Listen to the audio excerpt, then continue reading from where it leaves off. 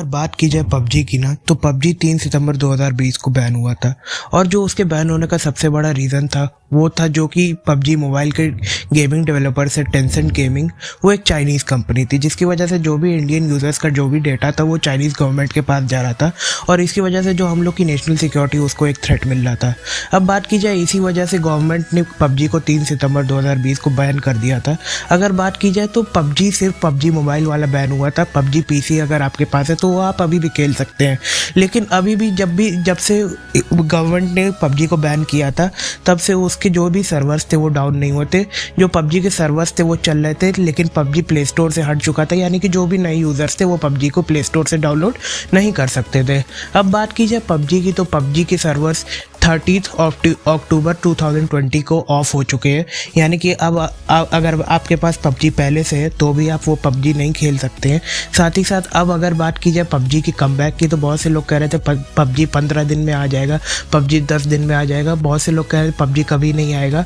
तो अगर बात की जाए तो मुझे लगता है कि पबजी वापस आएगा, और अभी उसके लिए कंपनी ने बहुत सारे कदम भी उठाए हैं पबजी को वापस लाने के लिए इंडिया में।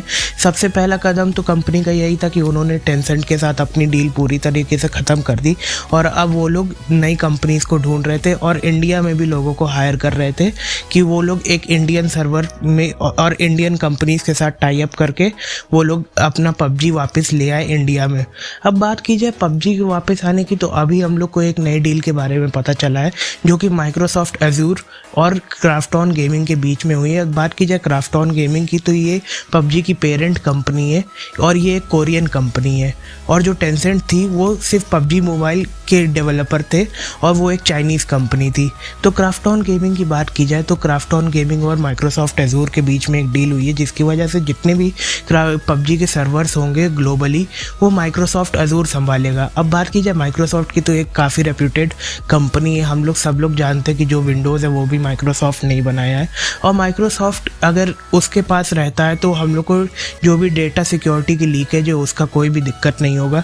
और ऐसे में जो भी इंडियन लोगों का डेटा होगा पबजी में वो सारे इंडियन सर्वर्स पे रहेगा, और इसकी वजह से कोई भी डेटा लीकेज नहीं होगा, और हम लोग की जो नेशनल सिक्योरिटी है उसमें भी कोई ब्रीच नहीं आएगा, उसमें भी कोई चीज़ लीकेज नहीं आएगी, और हम लोग की जो भी डेटा है वो दूसरी कंट्रीज़ में नहीं जाएगा।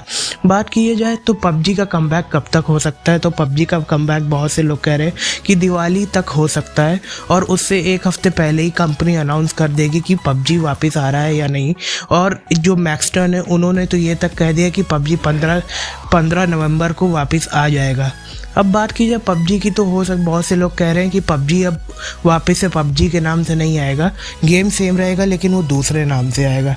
तो ओवरऑल आप अपना कमेंट पे बताइए कि क्या लगता है आपको, पबजी वापस आएगा या नहीं आएगा।